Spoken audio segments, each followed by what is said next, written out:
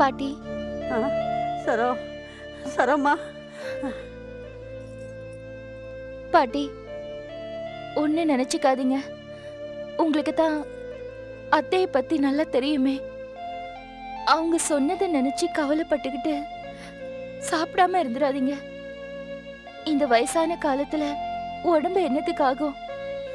அது கிடக்குமா நாய்.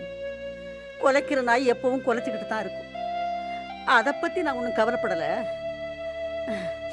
சரோ, உன்னை நினைச்சுதாம்மா நான் ரொம்ப வேதனைப்படுறேன். ஏன் பாட்டி? சும்மா சும்மா நீ எதுக்குமா பயப்படுற?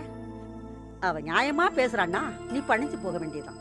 அவ அநியாயத்துக்கு பேசும்போது நீ எதுக்கு பயப்படுற? என்ன பண்றது பாட்டி? அனுசரிச்சு தானே போகணும். எதுக்கு ஒரு அளவு இருக்குமா? நீ அதை முதல்ல புரிஞ்சுக்கோ. எல்லாம் மீறி எவ பேசினாலும் சரி, நீ எதிர்த்து பேசு. அப்பதான் எதிராளிக்கு பயம் வரும்.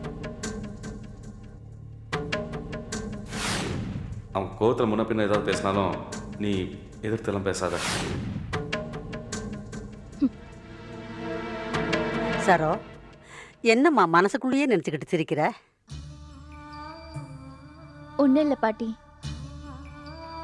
கல்யாணத்துக்கு அப்புறம் வாழ்க்கைக்கு ஒரு அர்த்தம் வரும்னு எல்லாரும் சொல்ல கேள்விப்பட்டிருக்கேன். ஆமா, நான் கூட தான் சொல்லியிருக்கிறேன். கல்யாணத்துக்கு அப்புறம் தான் வாழ்க்கைக்கு அர்த்தம் இல்லாம போயிடுது. நினைச்சத பேச முடியல, நினைக்கிறப்போ சிரிக்க முடியல, அழுக வந்தா கூட மனசு விட்டு அழ முடியல. சரோ கண்ணு, இந்த கஷ்டம் எல்லாம் முதல்லயே தெரிஞ்சா எவ்வளவு நல்லா இருக்கும். கல்யாண நாள் ஏன் தள்ளி போகுதுன்னு வருத்தப்படுற பெண்களுக்கெல்லாம் இது தெரிஞ்சா கவலையே பட மாட்டாங்க.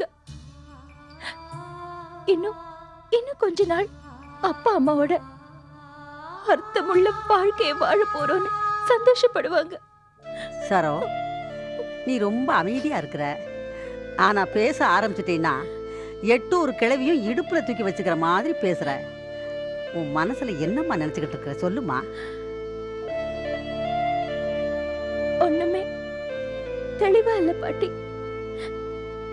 மனசு ரொம்ப குழம்பி போயிருக்கு. சரோ, நீ இப்படி பேசும்போது உனக்கு நான் எப்படிம்மா ஆறுதல் சொல்ல முடியும்? கொஞ்சம் பொறுமையா இருமா. காலம் நிச்சயமா மாறும்.